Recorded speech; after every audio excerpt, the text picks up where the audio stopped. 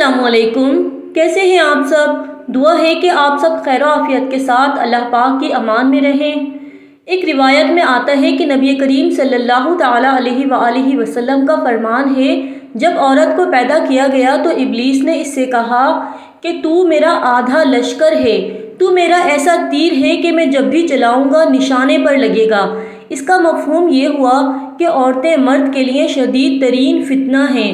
عورت شیطان کا ہتھیار ہے، شیطان عورت کے ذریعے گھروں کو برباد کر دیتا ہے۔ آپ صلی اللہ تعالیٰ علیہ وآلہ وسلم نے فرمایا، دنیا سے بچو اور عورت سے بچو۔ بلا شبہ بنی اسرائیل میں اولین فتنے کا سبب عورتیں ہی تھیں۔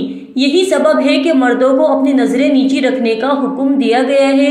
امام مسلم اور دیگر محدثین نے ایک حدیث روایت کی ہے، اس میں ہے کہ نبی کریم صلی اللہ تعالیٰ علیہ وآلہ وسلم نے ارشاد فرمایا، بے شک عورت شیطان کی صورت میں سامنے آتی ہے اور شیطان ہی کی صورت میں مڑ کر واپس جاتی ہے۔ تم میں سے کوئی جب کسی عورت کو دیکھے اور وہ اسے بھا جائے تو وہ اپنی بیوی کے پاس آئے، بے شک یہ چیز اس خواہش کو دور کر دے گی جو اس کے دل میں اس نامحرم عورت کو دیکھ کر پیدا ہوئی ہے۔ اس کے علاوہ بخاری شریف اور مسلم شریف میں بھی یہ حدیث موجود ہے۔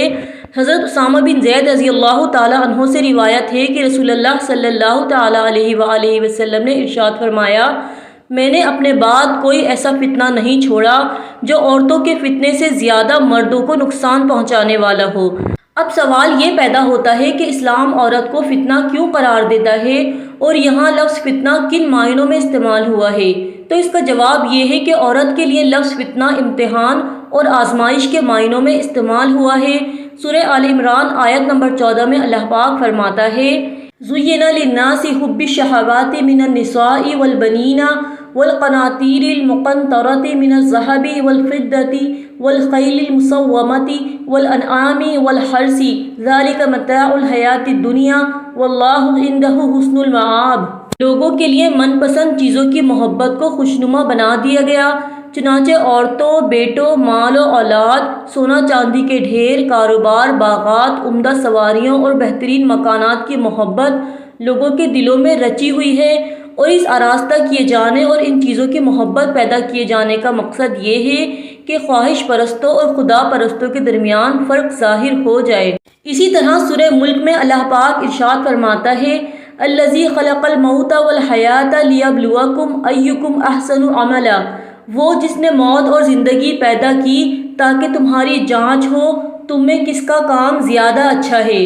تو ان من پسند چیزوں میں سب سے پہلے عورت کا ذکر کر کے اللہ پاک نے بتا دیا کہ مرد کے لیے عورتوں کا فتنہ دوسرے فتنوں سے شدید تر ہے، اور یہ دنیا میں مرد کی سب سے بڑی آزمائش ہے کہ کیا مرد اپنے رب کی اطاعت و فرما برداری سے غافل ہو کر، اپنی زندگی کے بنیادی مقصد سے بے خبر ہو کر اپنا پورا وقت فقط عورت کی ناز برداری میں صرف کر دے گا؟ کیا وہ اپنی محبوب عورت کو آسائشیں مہیا کرنے کے لیے حلال کو چھوڑ کر حرام کی طرف جائے گا؟ کیا وہ مرد ایک نامحرم عورت کی خاطر اللہ پاک کی نافرمانی کرے گا اور بدنگاہی کرے گا، یا اس کے حسن و جمال پر فدا ہو کر اس کے ساتھ ناجائز اور غیر شرعی تعلقات قائم کرے گا، یا پھر وہ اپنے خدا سے ڈرے گا اور عورت کے ساتھ صرف جائز طرح سے تعلقات قائم کرے گا جس میں اس کے پروردگار کی رضا ہو؟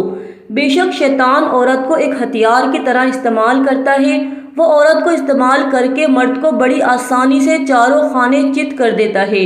چاہے گھریلو سازشیں ہوں یا اعلیٰ سطح پر سیاسی معاملات، دفاتر ہوں یا بازار، ہر جگہ شیطان عورت کو استعمال کر کے اپنے شیطانی مقاصد پورے کر رہا ہے، اور افسوس کی بات یہ ہے کہ عورت استعمال ہو رہی ہے۔ جب ان کو کہا جاتا ہے کہ پردہ اختیار کریں تو ان کی طرف سے عجیب و غریب جوابات سننے کو ملتے ہیں۔ مغرب کی اندھی تقلید کی جا رہی ہے، حالانکہ اللہ کا حکم صاف اور واضح ہے کہ اپنے گریبانوں پر اپنی اوڑھنیاں ڈالے رہیں اور اپنی آرائش کو کسی کے سامنے ظاہر نہ کریں سوائے اپنے خاوندوں کے اور محرم رشتوں کے۔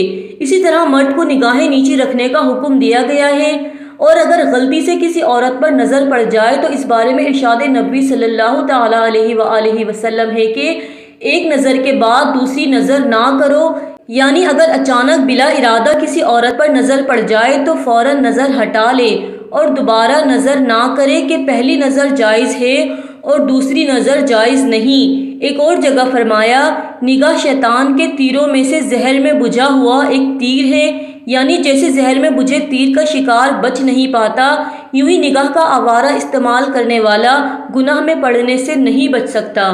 واضح کر دیا گیا ہے کہ کوئی بھی مرد کسی اجنبی کے ساتھ تنہائی اختیار نہ کرے، کیونکہ اگر وہ ایسا کرے گا تو ان دونوں کے درمیان تیسرا شیطان ہوگا جو انہیں بہکائے گا اور برائی میں مبتلا کر دے گا۔ لیکن ان تمام احکامات کو چھوڑ دیا گیا ہے، نہ تو پردے کا اہتمام باقی رہا، نہ ہی مرد و عورت کے میل ملاپ کو برا سمجھا جاتا ہے، اور ایک نامحرم بے پردہ عورت کو دیکھ کر مرد کا ایمان جس طرح ڈگمگاتا ہے، اس کی سینکڑوں مثالیں ہمارے معاشرے میں عام ہیں۔ ازدواجی رشتوں میں خلوص ناپید ہو رہا ہے، گھر ٹوٹ رہے ہیں اور میاں بیوی کے درمیان پھوٹ ڈالنا شیطان کا پسندیدہ ترین کام ہے۔ صرف وہ لوگ بچے ہوئے ہیں جو متقی ہیں اور اپنے رب سے ڈرتے ہیں، اور یہی تو آزمائش ہے تاکہ فرمانبردار اور نافرمانوں کو الگ الگ کر دیا جائے۔ اللہ پاک ہمیں شیطان کی مردود چالوں اور اس کے فتنوں سے اپنی امان میں رکھے، اور اللہ اور اس کے رسول کے احکامات پر عمل کرنے کی توفیق عطا فرمائے۔ ویڈیو پسند آئے تو لائک اور شیئر ضرور کریں، چینل کو سبسکرائب کر دیجئے اور بیل بٹن کو آن کر لیجئے تاکہ میری تمام آنے والی ویڈیوز آپ کو سب سے پہلے مل جائیں۔ اللہ پاک کے ساتھ جڑے رہیے، اپنا خیال رکھیے گا۔ اللہ حافظ۔